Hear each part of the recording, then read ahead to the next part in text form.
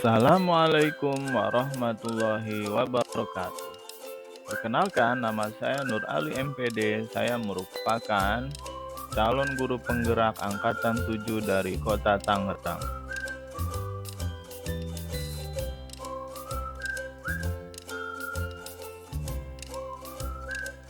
Pada kesempatan kali ini, saya akan memaparkan mengenai demonstrasi kontekstual pengambilan keputusan berbasis nilai-nilai kebajikan sebagai pemimpin. Tujuan pembelajaran khususnya yaitu CGP dapat melakukan suatu analisis atas penerapan proses pengambilan keputusan berdasarkan pengetahuan yang telah dipelajarinya tentang berbagai paradigma, prinsip pengambilan dan pengujian keputusan di sekolah asal masing-masing dan di sekolah atau lingkungan lain. Panduan pertanyaan wawancara. Selama ini, bagaimana Anda dapat mengidentifikasi kasus-kasus yang merupakan dilema etika atau bujukan moral? Selama ini, bagaimana Anda menjalankan pengambilan keputusan di sekolah, terutama untuk kasus-kasus di mana ada dua kepentingan yang sama-sama benar atau sama-sama mengandung nilai kebajikan? Langkah-langkah atau prosedur seperti apa yang biasa Anda lakukan selama ini? Hal-hal apa saja yang selama ini Anda anggap efektif dalam pengambilan keputusan pada kasus-kasus dilema etika? Hal-hal apa saja yang selama ini merupakan tantangan dalam pengambilan keputusan pada kasus-kasus dilema etika? Apakah Anda memiliki sebuah tata kala atau jadwal tertentu dalam sebuah penyelesaian kasus dilema etika? Apakah Anda langsung menyelesaikan di tempat atau memiliki sebuah jadwal untuk menyelesaikannya? Bentuk atau prosedur seperti apa yang Anda jalankan? Adakah seseorang atau faktor-faktor apa yang selama ini mempermudah atau membantu Anda dalam pengambilan keputusan dalam kasus-kasus dilema? Semua hal yang telah disampaikan, pembelajaran apa yang dapat Anda ambil, pengalaman Anda mengambil keputusan dilema etika? Pertanyaan 1. Hal-hal menarik apa yang muncul dari wawancara tersebut? Pertanyaan-pertanyaan mengganjal apa yang masih ada dari hasil wawancara bila dibandingkan dengan hal-hal yang Anda pelajari seperti 4 paradigma, 3 prinsip, dan 9 langkah pengujian? Apa yang Anda dapatkan? Analisis kasus dari wawancara 1. Hal-hal menarik dari hasil wawancara yang saya lakukan terhadap Bapak Dr. Andes Marsono MPD selaku Kepala SMP PGRI 2 Ciledug, saya menemukan dilema yang dihadapi oleh narasumber mengenai pengambilan keputusan dalam sebuah kasus yang diwawancarai, yaitu menyangkut paradigma dilema etika jangka pendek melawan jangka panjang dan dilema etika rasa keadilan dan rasa kasihan. Mengenai prinsip yang digunakan oleh narasumber dalam menyelesaikan masalah, yakni dengan prinsip berbasis peraturan dan prinsip berbasis rasa peduli. Analisis kasus dari wawancara 1 mengenai prinsip yang dilakukan oleh narasumber dalam menyelesaikan masalah, yakni dengan prinsip berbasis peraturan dan prinsip berbasis rasa peduli.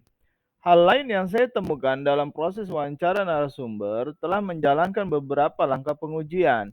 Dari 9 langkah yang ada, diantaranya mengenali nilai-nilai yang saling bertentangan, menentukan siapa yang terlibat, mengumpulkan fakta-fakta yang relevan, pengujian benar atau salah, pengujian paradigma benar lawan benar, melakukan prinsip resolusi, investigasi opsi trilema, buat keputusan. Adapun yang masih belum terlihat pada wawancara tersebut yaitu pengujian benar dan benar, dan merefleksikan kembali dari keputusan yang telah diambil. Analisis kasus dari wawancara 2. Hasil wawancara yang saya lakukan terhadap Ibu Sintawati MPD, Kepala SMK Muhammadiyah 2 Ciledug, saya menemukan dilema yang dihadapi oleh narasumber mengenai pengambilan keputusan dalam sebuah kasus yang diwawancarai, yaitu menyangkut paradigma dilema etika individu melawan kelompok. Mengenai prinsip yang digunakan oleh narasumber dalam menyelesaikan masalah, yakni dengan prinsip berbasis hasil akhir, di mana pada prinsip tersebut keputusan tidak hanya menguntungkan pada salah satu pihak, namun kepada seluruh orang yang berkepentingan terhadap keputusan tersebut. Hal lain yang saya temukan dalam proses wawancara kedua, narasumber telah menjalankan beberapa langkah pengujian dari 9 langkah yang ada. Di antaranya mengenali nilai-nilai yang saling bertentangan, menentukan siapa yang terlibat, mengumpulkan fakta-fakta yang relevan, pengujian benar atau salah, pengujian paradigma benar lawan benar, melakukan prinsip resolusi, investigasi opsi trilema, buat keputusan. Adapun yang masih belum terlihat pada wawancara tersebut yaitu pengujian benar lawan salah dan refleksi atas hasil keputusan yang telah diambil.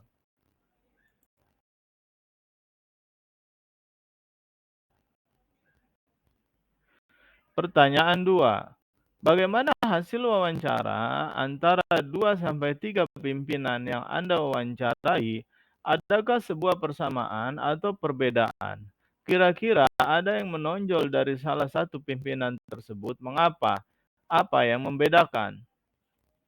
Persamaan yang saya temukan dari hasil wawancara dengan narasumber pertama dan kedua adalah pada pengambilan keputusan yang dilakukan oleh kedua narasumber tersebut, keduanya melakukan musyawarah melalui rapat untuk mengidentifikasi masalah-masalah yang ada untuk menemukan berbagai solusi yang dapat diambil sebelum mengambil keputusan. Untuk menghindari hal-hal yang bertentangan dengan nilai-nilai dan aturan yang berlaku, kedua narasumber juga mengedepankan prinsip-prinsip keadilan dalam mengambil keputusan, sehingga dampak yang dihasilkan dari keputusannya dapat bermanfaat bagi orang banyak. Kedua narasumber juga memanfaatkan trilema sebagai konsep pengambilan keputusan. Perbedaan yang saya temukan dari hasil wawancara dengan narasumber pertama dan kedua adalah pada pengambilan keputusan yang dilakukan oleh narasumber pertama, yaitu menggunakan prinsip berbasis peraturan, rule-based thinking, dan berpikir berbasis hasil akhir, end-based thinking, di mana pada pengambilan keputusan tidak bertentangan dengan nilai-nilai dan peraturan yang ada, sehingga hasil akhirnya dapat bermanfaat untuk jangka panjang. Sedangkan pada pengambilan keputusan yang dilakukan oleh narasumber kedua, yaitu menggunakan prinsip berpikir berbasis hasil akhir and-based thinking, sehingga pada hasil keputusan tersebut dapat menguntungkan banyak orang.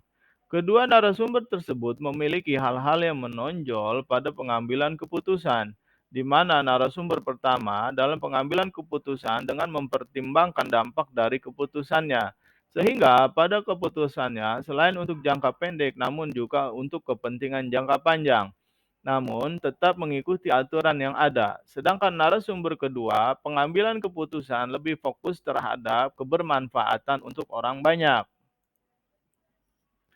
Pertanyaan 3. Apa rencana ke depan para pimpinan dalam menjalani pengambilan keputusan yang mengandung unsur dilema etika?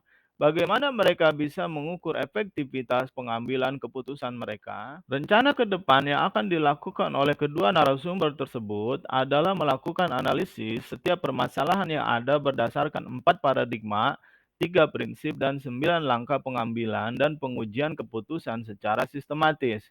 Lebih khususnya mengenai pengujian benar atau salah yang di dalamnya terdapat beberapa unsur seperti uji legal, uji regulasi, uji intuisi, uji publikasi, dan uji panutan atau idola.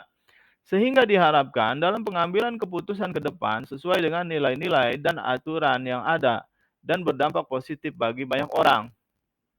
Kedua narasumber juga mengukur efektivitasnya dalam setiap pengambilan keputusan atas keputusan yang telah diambilnya, sehingga pada setiap pengambilan keputusannya akan memberikan dampak dan solusi bagi seluruh orang yang terlibat.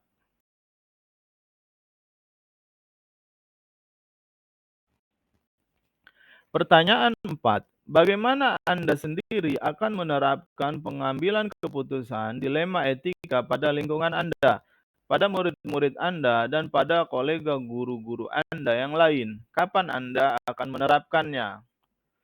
Untuk pengambilan keputusan dilema etika, baik pada lingkungan, pada murid-murid, dan pada kolega guru-guru, yang pertama akan saya lakukan adalah melakukan analisis terhadap suatu masalah yang ada dengan mengacu berdasarkan 4 paradigma, 3 prinsip, dan 9 langkah pengambilan keputusan dan pengujian keputusan secara sistematis. Selanjutnya, saya akan melakukan tahapan-tahapan bagaimana mengenali nilai-nilai yang bertentangan, menentukan siapa yang terlibat, mengumpulkan fakta-fakta yang relevan, pengujian benar atau salah, pengujian paradigma benar lawan benar, melakukan prinsip resolusi, investigasi opsi trilema buat keputusan, pengujian benar lawan salah, dan melakukan refleksi atas hasil keputusan. Dan saya akan menerapkan hal ini apabila saya dihadapkan pada suatu pengambilan keputusan antara dua hal yang keduanya sama-sama memiliki nilai kebenaran atau dilema etika yang akan saya terapkan pada bulan Mei.